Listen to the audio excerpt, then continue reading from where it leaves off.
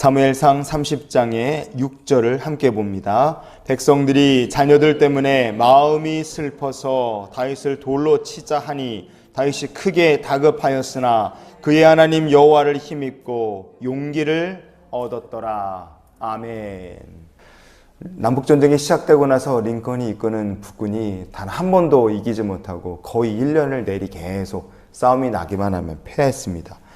그런데 거의 1년 만에 처음으로 북군이 승리했다는 소식을 어느 장군이 들고 대통령을 찾아왔어요. 이 사람이 너무 기뻐갖고 각하 염려하지 마십시오. 이제부터는 하나님께서 우리 편이십니다. 이 장군이 그렇게 링컨 대통령에게 기쁨에 겨워서 보고를 했습니다.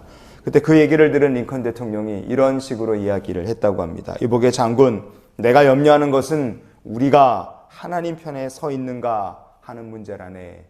이렇게 링컨 대통령께서 대답을 했다 그래요.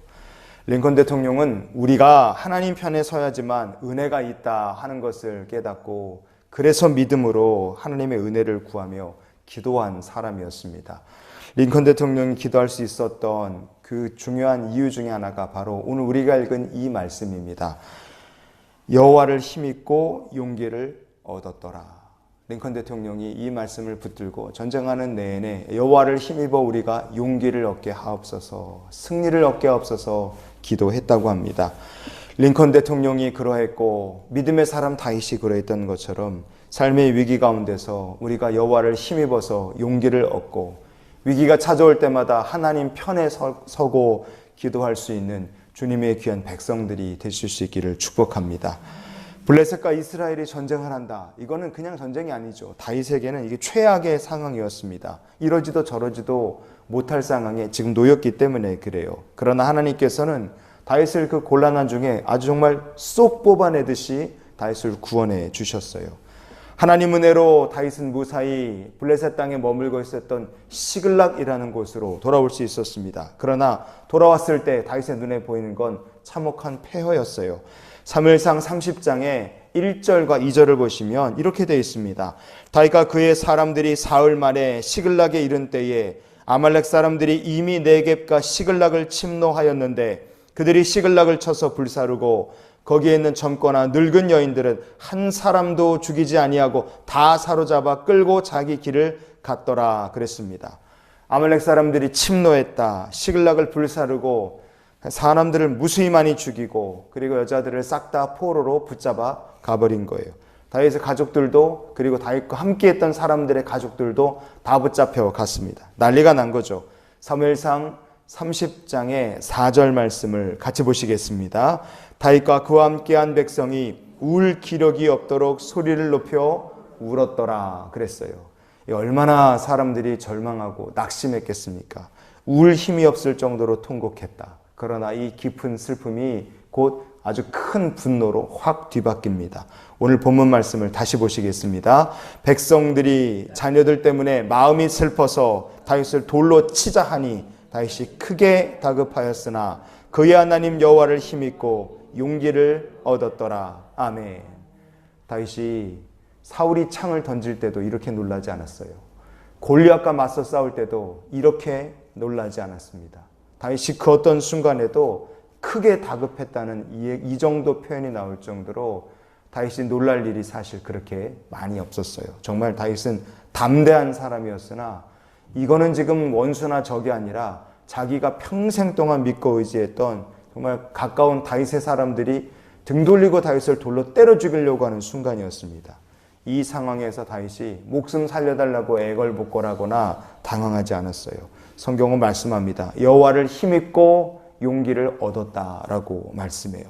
여러분, 우리가 인생의 어려움을 만날 때 하나님을 의지하여서 용기를 얻고 문제를 해결받는 주님의 백성이 될 수 있기를 원합니다.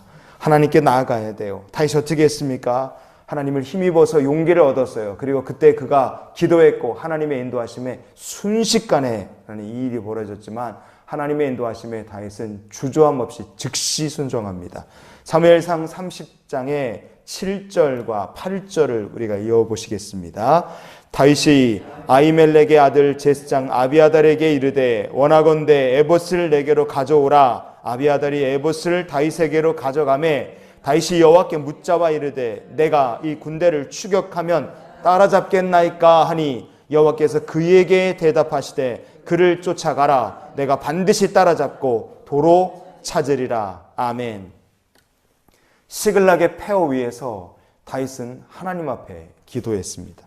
여러분, 우리가 인생의 가장 어려운 순간에 바로 그 폐허 같은 삶의 어려운 한복판에서 하나님께 기도할 수 있는 주님의 백성이 될 수 있기를 원합니다.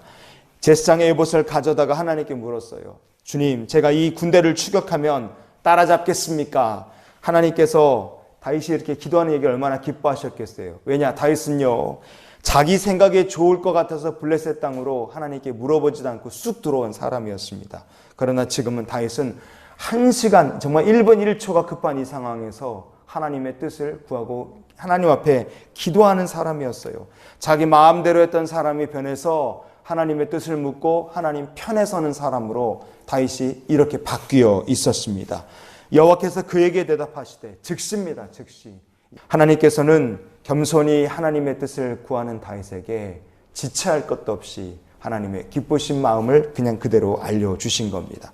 다윗이 어떻게 했습니까? 즉시 찾아와 묻고 즉시 응답해 주시고 다윗은 즉시 기도의 응답대로 순종해 나갑니다. 사무엘상 30장의 9절과 10절을 우리가 이어서 봅니다. 이에 다윗과 또 그와 함께한 600명이 가서 부설시내에 이르러 뒤떨어진 자를 거기 머물게 했으되 곧 피곤하여 부설시내를 건너지 못하는 200명을 머물게 했고 다윗은 400명을 거느리고 쫓아가니라. 아멘. 어떤 사람이 하나님의 은혜를 위기 가운데서 누리고 얻게 되겠습니까?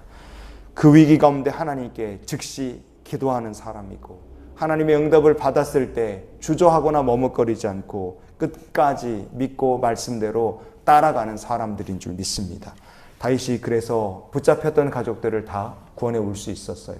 오늘 다윗의 이야기가 우리의 삶의 간증과 고백이 될 수 있기를 원합니다. 그래서 이런 기도로 우리가 한날의 삶을 살았으면 좋겠습니다. 주님, 오늘도 우리가 주님 편에 서게 하시며 말씀에 즉시 그리고 끝까지 순종하게 하여 주시옵소서. 위기가 한가운데 다윗이 엎드려 기도했고 하나님은 응답을 주셨고 그 응답에 다윗은 즉시 순종하여 끝까지 말씀에 순종하는 삶을 살았습니다. 다윗이 했던 것처럼 우리도 하나님을 힘입어서 용기를 얻고 은혜를 얻고 하나님의 도우심을 받는 주의 귀한 백성들이 되시기를 예수님의 이름으로 축원을 드립니다.